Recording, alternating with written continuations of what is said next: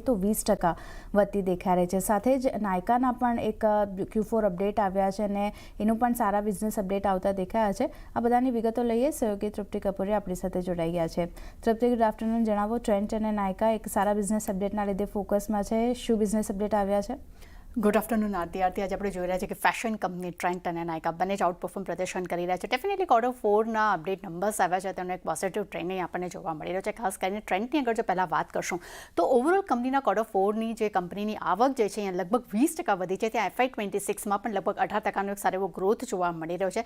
તેમના Q4માં મર્ચેન્ડાઇઝ આવકમાં પણ લગભગ 21%નો ગ્રોથ છે. ત્યાં જ FY26માં પણ લગભગ આપણને 19% ગ્રોથ અહીંયા આપણને જોવા મળી રહી છે. ઓવરઓલ કંપનીનો સૌથી ઇમ્પોર્ટન્ટ જે છે કે સ્ટોર વિસ્તરણ અહીંયા ખૂબ જ આપણને ઇન્ટરેસ્ટિંગ નંબર્સ અહીંયા જોવા મળ્યા છે. કંપની હવે કુલ સ્ટોર્સની સંખ્યા જે છે તે લગભગ અહીંયા 1286 થતી જોવા મળી રહી છે.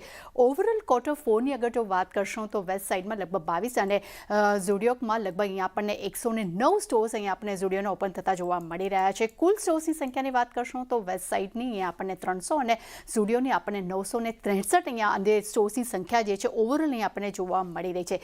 UAEમાં વાત કરશું તો ઝુડિયોનો લગભગ અહીંયા 6 નવા સ્ટોર્સ પણ આપણને ઓવરઓલ ઓપન થતા જોવા મળ્યા છે અને કંપનીના 23 લાઇફસ્ટાઇલ કોન્સેપ્ટના સ્ટોર્સ પણ અહીંયા આપણને ઓપન થતા જોવા મળી રહ્યા છે. એટલે ડેફિનેટલી સ્ટોર્સની સંખ્યા જે હિસાબે વધી રહી છે તે હિસાબે આવનારા સમયમાં તેમના માર્જિન્સ અને આવકમાં પણ સારા ગ્રોથની અપેક્ષા રાખી રહ્યા છે. ત્યાં જ ગોલ્ડમેન સેક્સ તરફથી પણ ન્યુટ્રલ રેટિંગનો રિપોર્ટ છે. લક્ષ્યાંક તેમને ₹4080 પ્રતિ શેર કર્યા છે. નો ડાઉટ ટાર્ગેટ્સ અહીંયા તેમને ઘટાડ્યા છે, પરંતુ ઓવરઓલ તેમનું કહેવું છે કે Q3ની સરખામણીએ Q4માં કંપનીની આવકમાં સારો એવો સુધારો જોવા મળવાની તેઓ અપેક્ષા રાખી રહ્યા છે. એટલું જ નહીં, Q3માં 100%ની સરખામણીએ Q4ની આવક જે છે તે લગભગ અહીંયા 18%ની તેમની અપેક્ષા રાખી છે અને ઇન્ડસ્ટ્રીયલ માંગમાં પણ એક સારા સુધારાની તેમની અપેક્ષા સાથે LFL ગ્રોથ જે છે 3 થી 4% રહેવાની પણ તેઓ અપેક્ષા રાખી રહ્યા છે. બીજી તરફ અગર જો આપણે નાયકાની વાત કરશું, આઉટપરફોર્મ પ્રદર્શન કન્ટિન્યુ કરી રહી છે. 12 મહિનામાં પણ એક સૌથી મજબૂત ગ્રોથ જોવા મળી રહ્યો છે.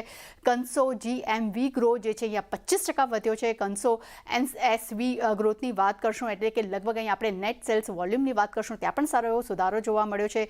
બ્યુટી સેગમેન્ટમાં અગર આપણે નેટ સેલ્સ વેલ્યુની વાત કરશું ત્યાં 20%નો ગ્રોથ છે, જ્યારે ફેશનમાં લગભગ આપણને 40%નો ગ્રોથ જોવા મળી રહ્યો છે. નાયકાના સ્ટોર્સ વિસ્તારમાં પણ એક આપણને સારો એવો ઉછાળો જોવા મળ્યો છે. ઓવરઓલ એમ કહી શકાય કે Q4માં કંપનીએ રેકોર્ડ સ્ટોર્સ અહીંયા જે છે તેમને ઓપન કર્યા છે. Q4માં લગભગ 26 નવા સ્ટોર્સ તેમને ઓપન કર્યા છે અને કેલના 11 સ્ટોર્સ તેમને અહીંયા ઓપન કરતા આપણને જોવા મળી રહ્યા છે અને માર્ચ સુધીમાં કુલ સ્ટોર્સની સંખ્યા જે છે 313 અહીંયા આપણને પહોંચી જોવા મળી છે. એટલે ડેફિનેટલી ક્યાંક ને ક્યાંક કહી શકાય કે બિઝનેસ વિસ્તરણ પણ અહીંયા આપણને જોવા મળી રહ્યો છે. એટલું જ નહીં, FY26માં મજબૂત ગ્રોથને કારણે કરીને કન્સો NCV ગ્રોથ જે છે અહીંયા 25%થી વધુની પણ અપેક્ષા જોવા મળી રહી છે.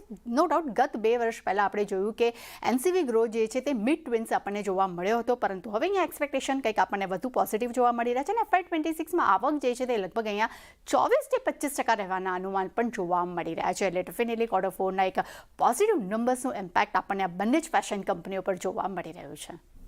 જી, આભાર તૃપ્તિ આપનો સમગ્ર માહિતી આપવા માટે. તો જે રીતે આપણે જોઈ રહ્યા